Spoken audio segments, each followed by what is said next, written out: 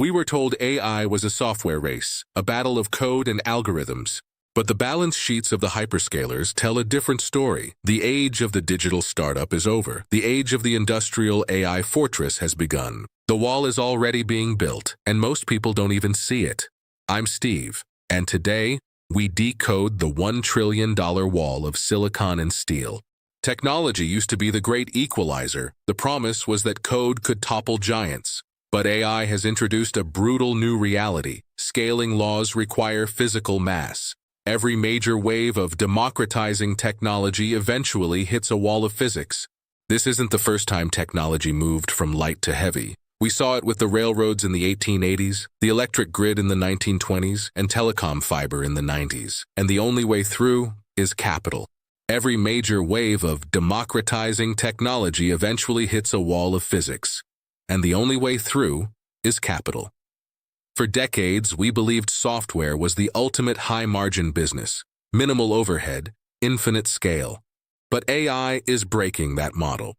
We are moving from the light speed of code to the heavy lift of industrial hardware. Look at the anatomy of hyperscaler capital expenditure. Of the $300 billion being deployed, we aren't seeing it go to software talent. It's being funneled into three physical pillars: high-performance silicon, massive power purchase agreements, and prime real estate.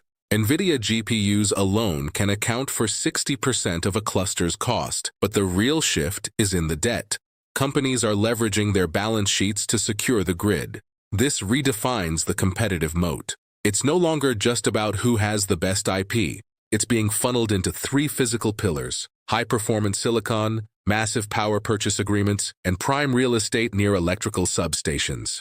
NVIDIA GPUs alone can account for 60% of a cluster's cost. But the real shift is in the debt. Companies are leveraging their balance sheets to secure the grid. This redefines the competitive moat. It's no longer just about who has the best IP. It's about who has the lowest cost of capital and the most reliable access to the power grid. In the AI era, the moat isn't digital. It's a physical fortress of capital. The hyperscalers are moving from service providers to digital landlords. The hyperscalers, Amazon, Microsoft, Google, are moving from service providers to digital landlords. They are constructing a $1 trillion toll road for the intelligence economy. By 2030, analysts project data center capex will hit that $1 trillion mark every single year. But this isn't just about selling cloud storage anymore. By 2030, analysts project data center capex will hit that $1 trillion mark every single year. But look at the business model. This isn't just about selling cloud storage anymore. It's about the utility of intelligence. High upfront capital, followed by a recurring infrastructure tax on every AI inference. When you control the data center, you control the gate. You decide who gets the compute and at what price. For an investor, this isn't a tech play. It's a real estate and utility play with a massive technology wrapper. If you aren't one of the few who can afford the $1 trillion toll, you're just a passenger on someone else's road. The capital required for this scale is outstripping even the cash reserves of big tech. Even companies generating tens of billions in free cash flow annually are reaching their limits. We are seeing a strategic pivot from equity to debt-funded infrastructure. The Global AI Infrastructure Investment Partnership, or GAIP, is the loudest signal of this shift. $30 billion, backed by Microsoft, BlackRock, and MGX. This marks the entry of institutional capital into the power grid itself. BlackRock isn't betting on which AI model wins the popularity contest. They are underwriting the physical bottlenecks that every model must pass through. Think of it like the railroad boom. The value was in the land and the tracks. When institutional capital of this magnitude moves into the grid, the AI story stops being about Silicon Valley. It becomes a global institutional play for the foundational layers of the 21st century. But this $1 trillion momentum is hitting a hard ceiling, not of code, but of physics. The energy wall. Data centers are no longer just server rooms. They are AI factories that consume the power of entire cities. In 2024, global data centers consumed over 400 terawatt-hours, roughly 1.5% of global electricity. This is where scaling laws collide with reality. A single large AI-focused facility now draws as much power as 100,000 households. In hubs like Northern Virginia, the power grid is reaching absolute saturation.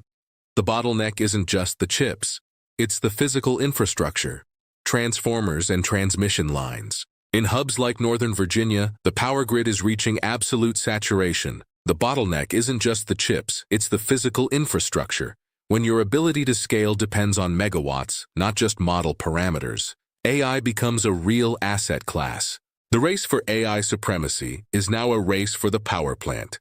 Every gigawatt of power secured is a new moat built. This is the industrialization of intelligence. The silicon race has found its next physical limit. It's moving beyond the processor and into the architecture of high-bandwidth memory, or HBM. If the GPU is the engine, HBM is the highway, and without the highway, the engine is stranded. This is the new battlefield. The stacking race between SK Hynix and Micron is the new battlefield for the foundational layer. SK Hynix has already sold out its entire HBM output through 2026. 2 years of future production already on the books. This is the physical constraint of speed. But there is a risk that the market is ignoring: the stranded asset. What happens if a breakthrough in algorithmic efficiency slashes the compute needs of AI by a factor of 100? New architectures could turn today's data centers into white elephants, monuments to an era of brute force compute that the world moved beyond. The hardware being funded today could be obsolete before the first interest payment is made. Capital is betting that scaling laws hold forever. But history is littered with booms disrupted by a better idea. The AI era will not be defined by who codes best. It will be defined by who owns the infrastructure. The gatekeepers are already in place. If you're a founder, this changes your cost base. If you're a nation, this changes your energy policy. If you're an investor, this changes your risk model. When infrastructure concentrates, leverage concentrates. And leverage decides who sets the rules. If you found value in this analysis, consider supporting the channel. Subscribe for the next deep dive. I'm Steve. This is Voice on Pages. Until next time, keep watching the Capital.